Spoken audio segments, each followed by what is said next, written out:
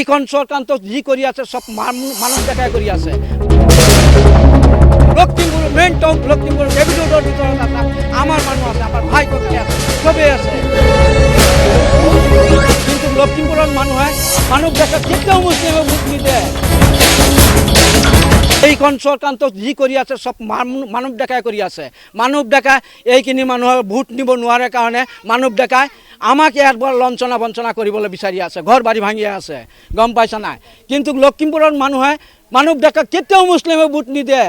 ভাবিছে নেকি মুছলিমে ভোট দিব বুলি? মানুহ দেখা কেতিয়াও মুছলিমে ভোট নিদিয়ে। মুছলিমে গম পাই গৈছে মানুহ দেখা কেনেকুৱা মানুহ যে চবেই গম পাই গৈছে। আমাৰ ৱাল টুইটাৰ লখিমপুৰৰ মুছলিমে চিনি পাই গৈছে, এতিয়া বুজি পাই গৈছে কোনো মুছলিমক ভোট নিদিয়ে মানুহ দেখাক।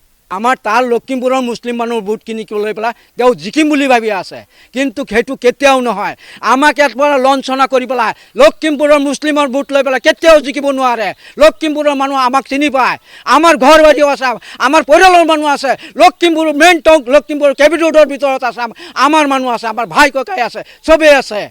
আমি ইয়াৰ মানুহ, আমাক কোনো বিদেশী বুলি কোনো বাদ দি কোনো পৰ্যায় নিব নোৱাৰে। আমি বিদেশী কোনো হিমন্ত চৰকাৰ বিজেপি চৰকাৰ কেতিয়াও বনাব নোৱাৰে।